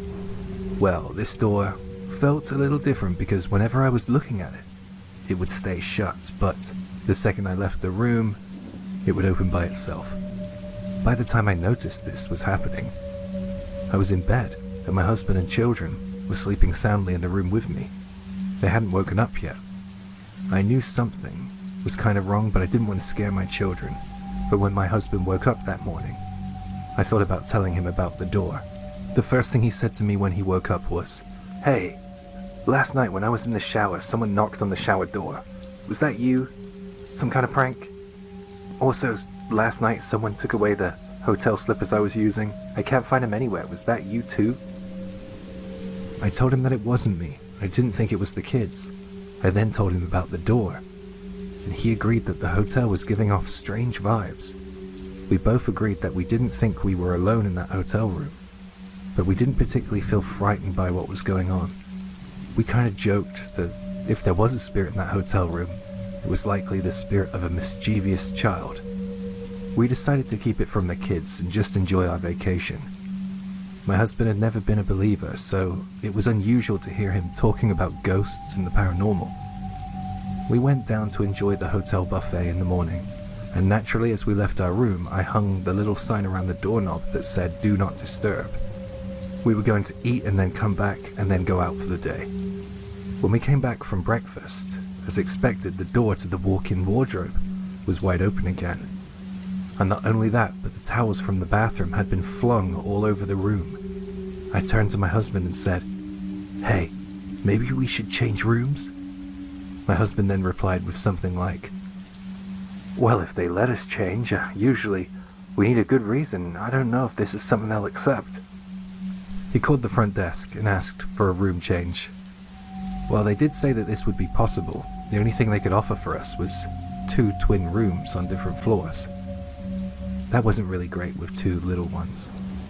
I thought about it and I realized that I didn't want 2 separate rooms. It would make the trip a bit weird, plus it would be difficult to explain to the kids why they would be sleeping in different rooms. And it seemed like it would be a bit of a headache. So we decided to keep our family room to maintain the status quo. We should have changed rooms because little did I know another incident would happen that night. My kids showered after the day at Disneyland, and then I did. We were all so tired, we just took a rest on the bed. I was so sleepy that I fell asleep next to my daughter. She was 9 years old at the time. After a few hours, I woke to the sound of crying. My daughter was sat up in the bed crying next to me. I panicked a little and quickly asked her what was the matter. She didn't say anything, so I asked her if she had a bad dream. To this, she shook her head and pointed at the side of the bed near the wall. She said through tear-filled eyes that there was a little girl there, and the little girl was crying because her mother is gone. My husband woke up around that point. He came over to comfort her. I hadn't heard my daughter cry like that before. She was really shaken up. It didn't sound like she was making it up. She was certain about what she had seen. Mum, I hope the girl can find her. Her mum is probably still at the park. I asked her if she wanted to sleep in the bed with Daddy, and she did, and she didn't wake up again that night. I didn't go back to sleep so quickly. I lay there in the silence, wide awake. After a while, I heard something. It was faint, but it was definitely the sound of crying. I looked over at my husband, who just nodded at me to indicate he could hear it too. It was so scary. It was just like my daughter said. A little girl was crying, and it sounded like it was coming from the same room as us. Then, suddenly, I felt hot tears well in my eyes. It was like I was feeling what that child was feeling. I cannot explain it. I've heard that sometimes possessions are like that. So I guess it could have been a possession. It was truly an unforgettable experience for me. I felt like talking to this child. Before I could even question how strange that was, I heard myself speaking out loud, but it wasn't my voice. It wasn't my words, it was someone else's. I said something like this: "Mommy, I can't find you. I'm lonely. I'm sure you're looking for me. I wish you would come and find me. Didn't you have fun at the park with me?" I felt something strange then happen. It was like I was allowed back control of my voice, so I tried to respond to the poor little girl. "I'm sure your mother is looking for you. I know you are so lonely. I hope she'll find you. I know she will. I hope you had a fun time at the park with your mum." I then fell asleep. It was as if some kind of weight had been lifted from me. I woke up in the morning and noticed that my husband and daughters were sleeping in the same bed that I was. I found out later that apparently I had been speaking a lot in my sleep, so they came to be near me in the hope that it would calm me down. Later that morning, we would check out of the room, and I'm not scared of what happened that night. I don't know how I could be. I just have this profound feeling of sadness about the whole thing. Sometimes I wonder if a child is still in that room, if she's still crying. My husband and I speak about it all the time. Maybe someone else has had an experience there, because I don't want it to become some big thing, and I feel like some people would misuse that information and might even give the hotel negative reviews or upset that spirit more than it is already. So has anybody heard anything about that hotel? I read something online. Apparently a family with some serious debt issues took their lives there as part of a family suicide in that room. The child of the family passed on in the room, I won't say how, while the parents left this world through the hotel window. It's so sad, isn't it? I feel like the family wanted to give their daughter a fun final day before they made their wicked choice. Of course, this could be unrelated, but I guess not all hauntings are scary.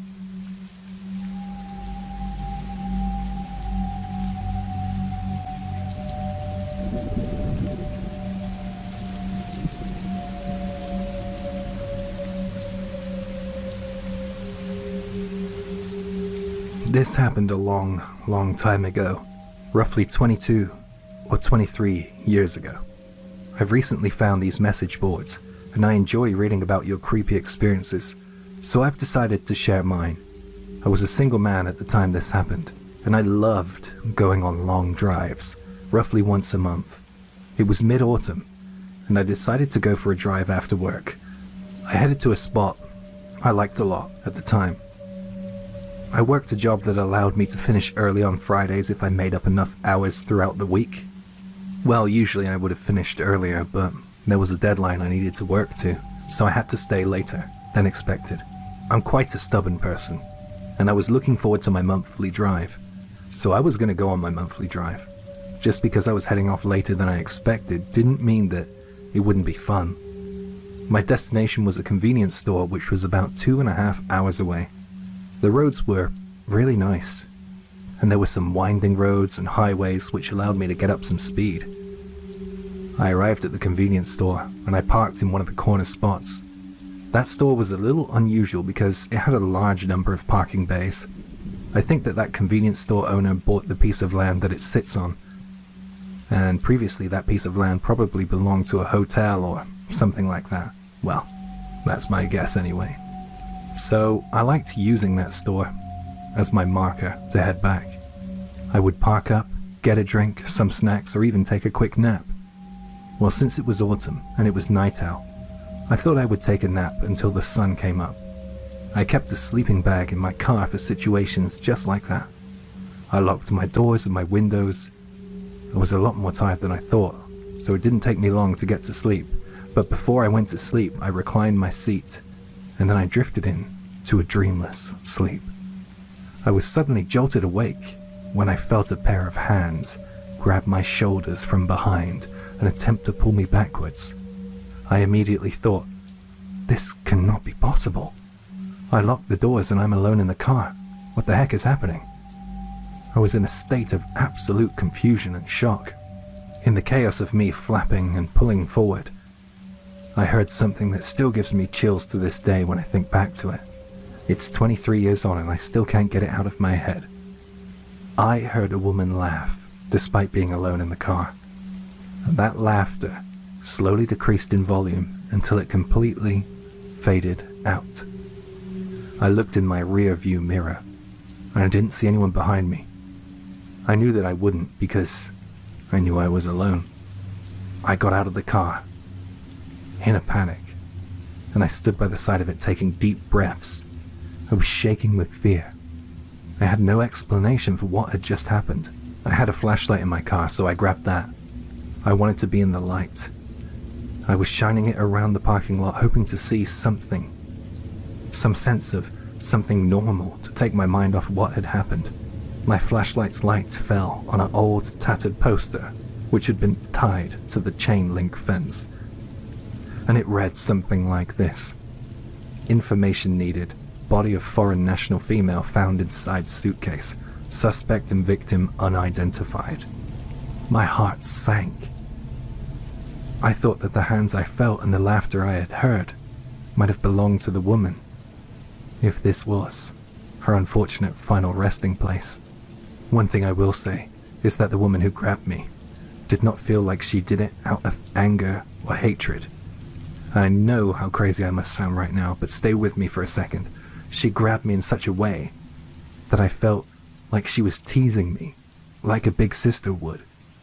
That being said, it was still scary as hell, and I was a nervous wreck at the time. I didn't want to get back on the road because I was so tired. I regretted going on a drive so late. I was so annoyed at myself. I went to the convenience store, bought a bottle of tea, used the bathroom, and went back to my car. With little other options available, I did the following. I poured a little of my tea out by the car and said, "Please, can you let me sleep a little while longer?" And then I got back into my car and tried to get some more rest. Amazingly, I fell asleep without much issue, and I didn't wake up again until morning came. I guess she let me sleep through the night. I have mixed feelings about that night.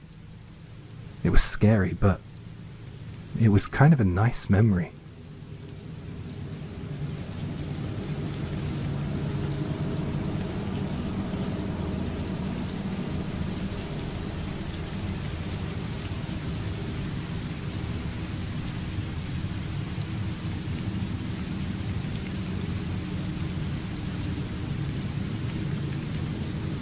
This happened when I was in elementary school, but I'll never forget it. I grew up on the outskirts of Tokyo in the suburbs. It wasn't the nicest of places. It was in an apartment block, but I guess that was what we could afford at the time. The building was old and a little unsafe, but it was home. In fact, the first floor was a restaurant, a Chinese place, and it didn't have a good reputation. I heard the adults in and around my family speaking about that place from time to time. They never had anything nice to say about it. They said it was dirty, and to be honest, it looked dirty. That wasn't the problem though. The restaurant owner's son was the problem. We were about the same age. We were both elementary school student age. He didn't go to my school. I'm not even sure he did go to school, come to think of it. I never saw him wearing any school uniforms. He seemed to be wearing the same tattered t-shirt and bottoms I saw him in each day. I saw him pick on kids in the area as well, some kids who had learning challenges, and that really wasn't right. I saw him chasing a cat around with a stick trying to club it. I just had the lowest opinion of that kid and I really disliked him. I'll go further. I hated him. He made me feel really uncomfortable. And if you don't hate him by now, let me share something extra. One afternoon after school, I was playing with a couple of my friends near our building. There were 4 of us in total. Suddenly the restaurant kid wanders over with his stick. I don't realize that he's coming at the time. I knew he was there when I felt my skirt being lifted. I spun around in shock and my friends gasped. I came face to face with that restaurant kid and I shouted at him. I said something like, "What do you think you're doing?" And he looked me in the eyes, not ashamed that he had been caught doing something that he shouldn't have been doing. No, annoyance didn't come into it. He was irritated. He was angry that I had reacted in the way that I had, and he made this kind of tss noise. You know the one, right? It's like a tut, like that kind of thing. I didn't wait for him to say anything other than that. I just kicked my right foot back at him as hard as I could, and he fell onto the ground with a thud and groaned in pain. He looked up at me, and I expected him to lash out, but he grinned. Man, that grin was scary. I knew at that moment that I had to avoid that kid at all costs. When I was out playing with my friends, if I ever saw that restaurant kid, I would do my best to avoid him. We would end up hanging out in areas far away from my home, just on the off chance that we would run into him. But then he started showing up in other places. He always seemed to find my little group. And of course, whenever we saw him, we would flock like pigeons. We didn't want to be anywhere near him. Sometimes he would turn up without us knowing, and then he tried to mess with us, usually when we were in the park.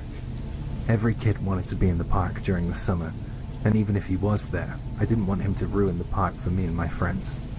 He kind of backed off after a while though, and seemed content to do his own thing away from us. So we didn't end up moving away from playing in the park. He didn't bother us and we didn't bother him. We were kind of grateful that he had something else to occupy his time with, rather than terrorizing us. We still loved playing on the slide. It wasn't just a slide. No, it was a really big slide that you could go through tunnels and you could get quite a bit of speed up. It was great, and also it was in the shape of a whale. So, as we arrived, we climbed the stairs to the slide and we noticed that there was 4 bottles of juice at the top. Underneath the bottles was a note on a slice of paper, and it read, "Free, please take," in bad handwriting. One of my friends started yelling and celebrating, saying stuff like, "Woo, we got something for free." I was more cautious. I told them they better be careful, because my parents always told me not to pick stuff up from the ground. And this kind of felt like one of those things, you know? So I didn't want any part of it. I didn't want that drink. My friend, I guess we're going to have to give her a name at this point. Alice will do. Alice said something like, "What are you worried about? This is for us." And she picked up a bottle of juice. 2 of my other friends joined her, and then all of a sudden I felt like a stick in the mud for not joining in. They each grabbed a bottle, and they called out saying, "Hey, you sure you don't want any?" And stuff like that. Alice then looked at me like she was annoyed that I wasn't going to join in, as she unscrewed the cap of her bottle. She was the first to start drinking the juice. She really threw her head back and gulped it down. She lasted about 3 gulps before it happened. And then she just leans forward and starts spitting all the juice out. Well, more like throwing it up is more accurate. It was projectile vomiting, like from The Exorcist. Then she started coughing heavily, and we were all saying, "Hey, that's what you get for chugging it." You know, trying our best to laugh it off. But there was one problem. She didn't stop coughing. We all stared at her, collectively thinking, "Hey, That's a lot of coughing. When's this gonna end? I then broke the silence. I asked her, "Are you okay?" She didn't respond. She just kept coughing and spluttering. It was no longer a laughing matter. She was spitting, and I watched her spit land on the ground, and it looked brownish.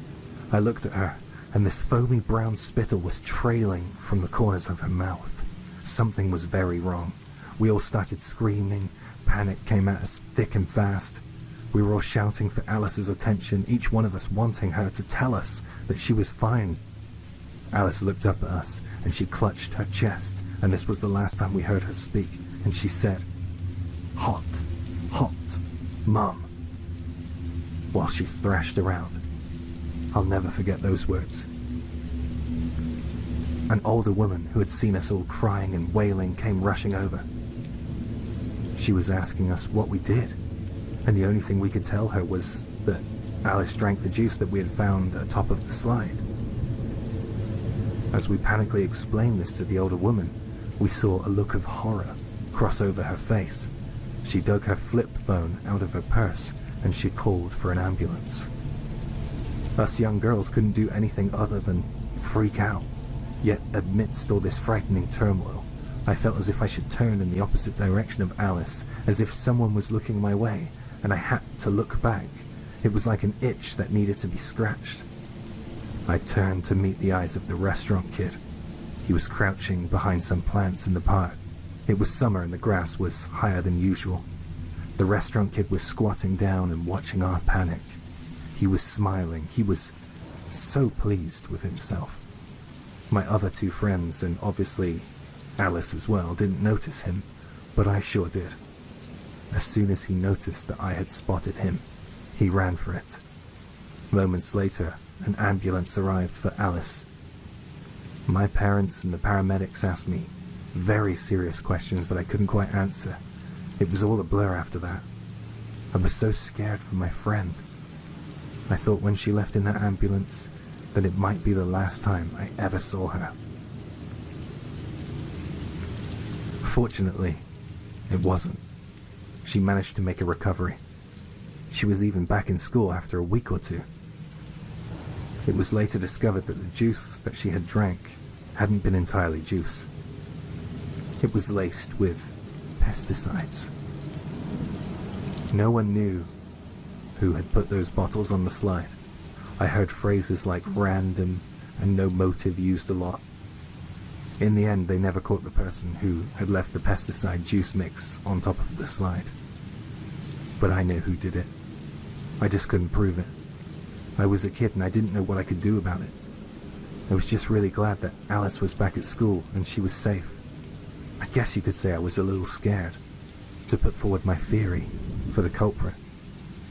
I was scared if I told anyone he would try to hurt me or my friends again. We all got a lecture on how we shouldn't touch stuff that isn't ours or receive gifts from strangers at school after that. A few months after all this went down, the restaurant on the bottom floor of our building went out of business or moved on. I don't really know. It became a convenience store, and I think that no one missed that restaurant or that family, in all honesty. I have no idea where that kid went. I just know that he probably didn't stop there. He might be out there doing worse things than poisoning little girls at the park. I hate him.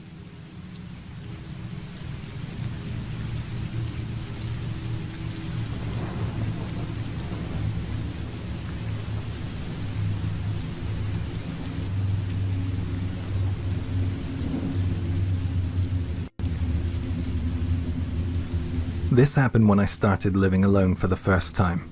I was as excited as I was nervous, I think. It's always hard when you start out on your own, right? I was looking for a place where the rent would be cheap, somewhere not too far from the station, and somewhere relatively new. I didn't know at the time, because I was young and naive, that the strict requirements that I wanted to be met were pretty difficult. I was advised by a letting agent that if I wanted to rent somewhere in my price range, then I could only do that if I gave up at least one of the conditions that I wanted. I reluctantly agreed and decided to view flats in buildings which were at least 10 years old. I wasn't really ecstatic when I went with the agent to view the first place she suggested, but I have to say, when I got there and she opened up the door, I was pleasantly surprised. It was nothing like I imagined it would be.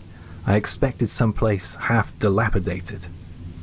Again, excuse my naivety at the time, but I found the flat that I was being shown surprisingly beautiful.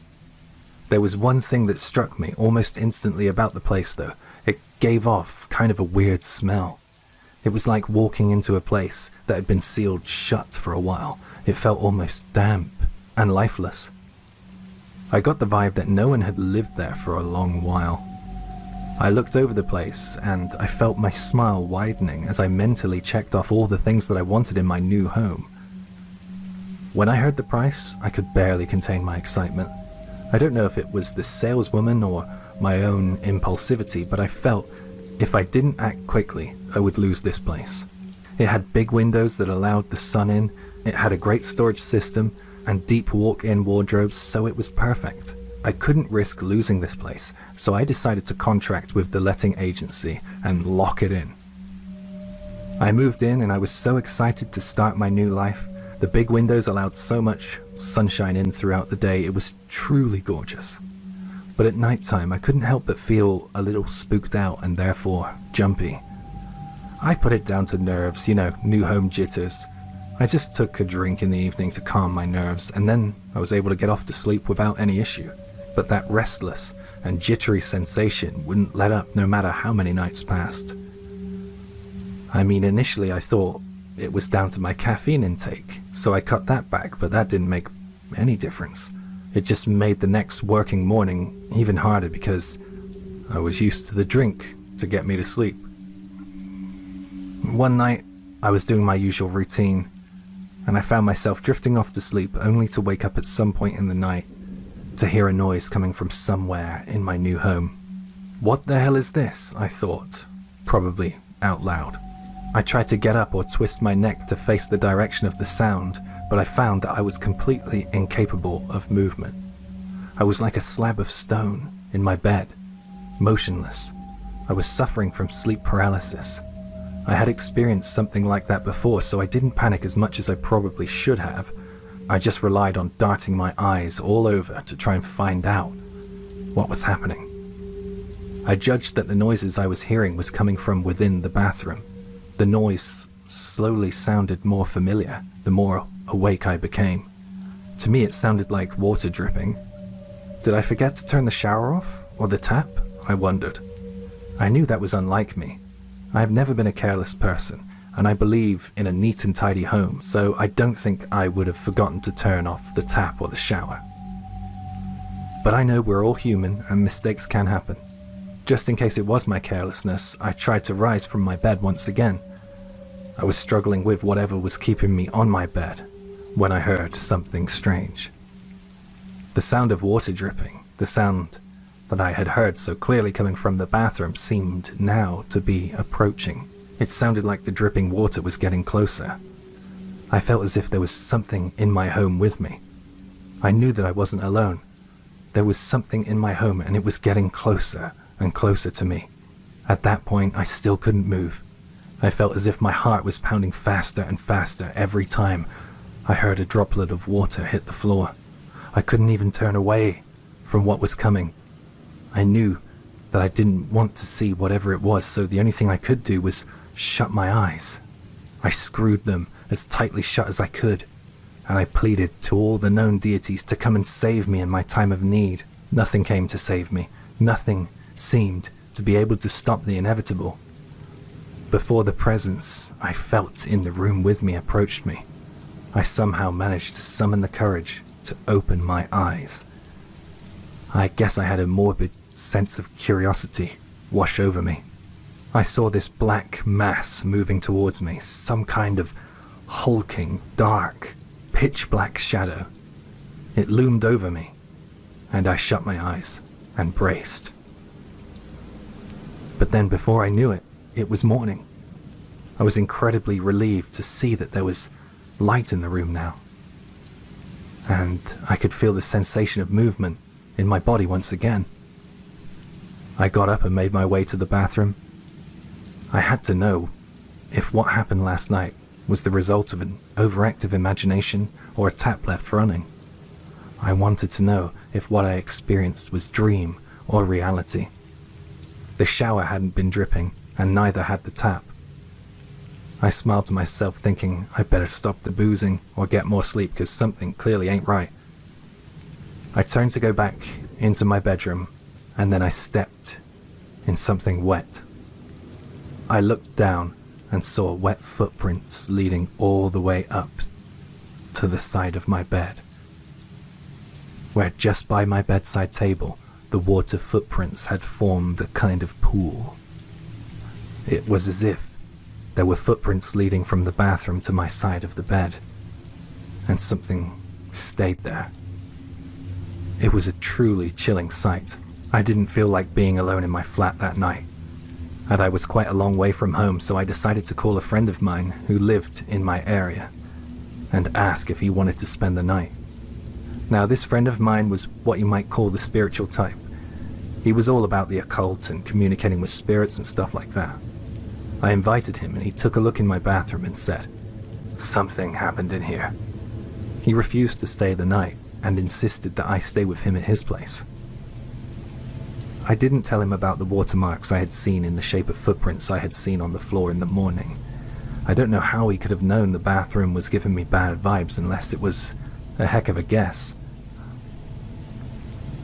I decided to crash at his house.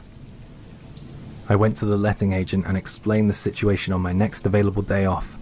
It was at that point that they admitted to renting me an accident property, a home with a history, so to speak. I didn't know it well at the time, but apparently the rule is if you're going to sell someone a home, you have to explain what went on in that home before they sign the dotted line. I never got that explanation, so through this crazy loophole, I was able to back out of living at that place without losing my deposit. If you're wondering what happened in there, sorry, I was too much of a chicken to ask. I mean, I would be shocked if something didn't happen in the bathroom. One of the reasons I fell in love with the place was because it had a beautiful deep and wide bathtub, deeper than the usual standard for sure. I dread to think what might have happened in there.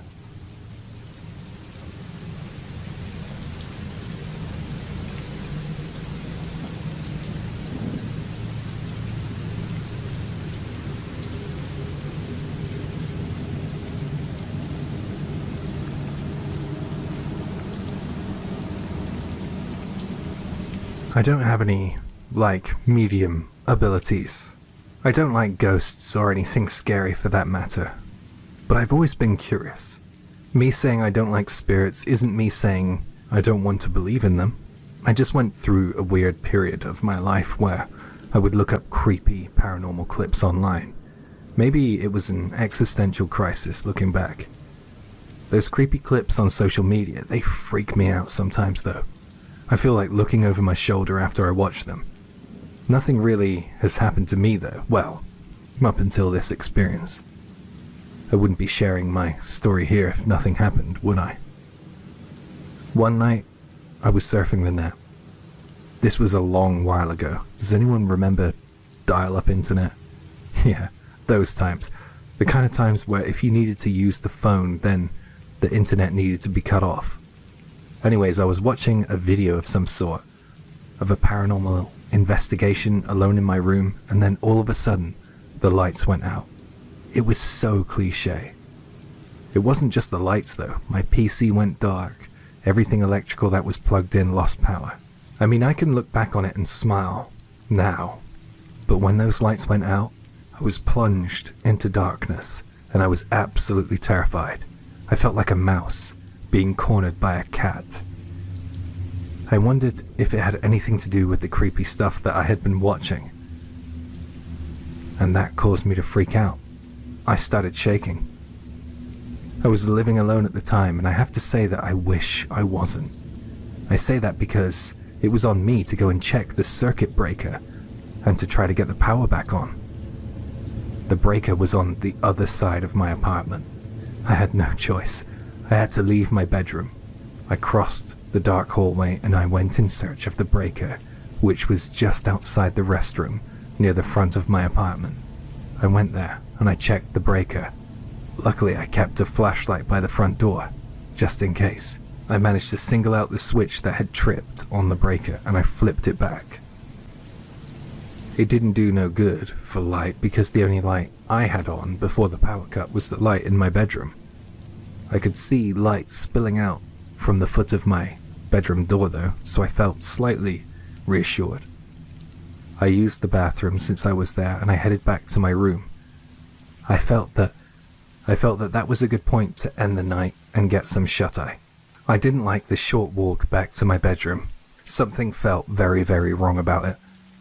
I felt as if someone was walking right on my heels, like they could have been close enough for me to feel their breath on the back of my neck. There was definitely something behind me, I was sure of it. I was scared, and this time the fear was worse than feeling as if I was a mouse facing some unseen cat.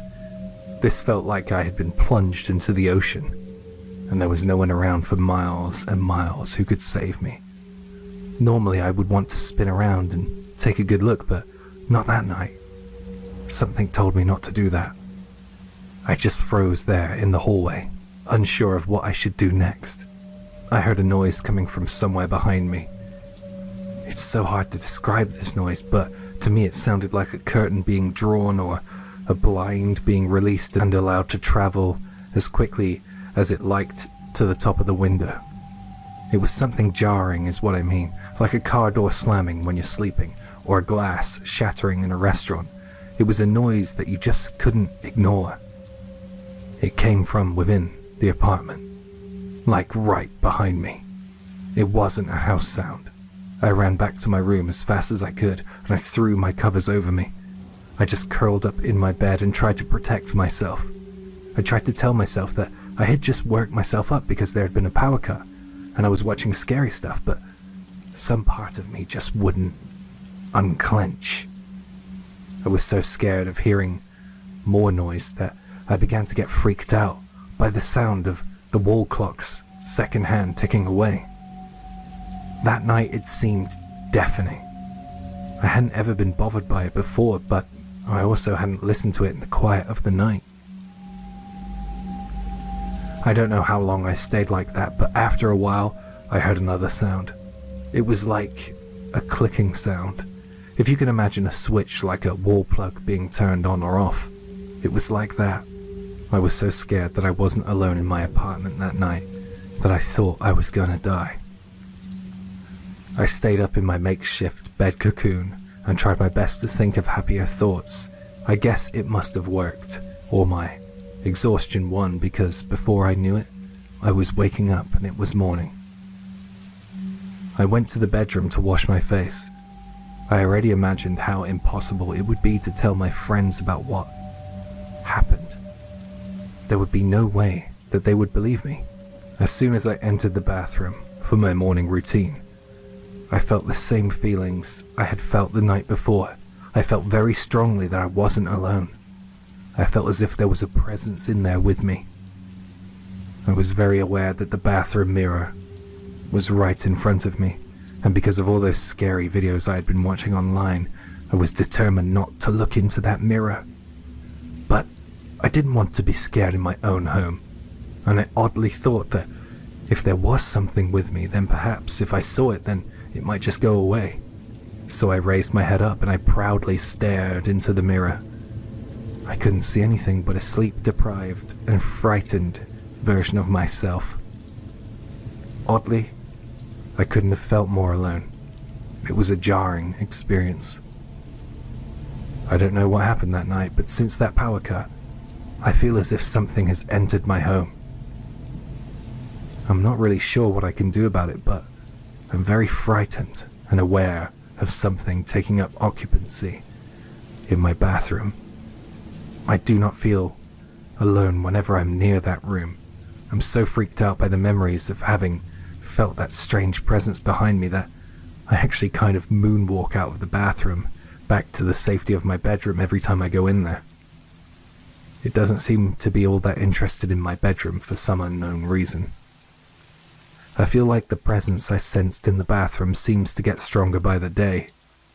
I don't really know what to do, if I'm being honest. I mean, I've put out salt, I've bought an amulet from a nearby shrine. I think I'm safe for the time being, but I just don't know what I'm dealing with or what to do next. I want to move out soon.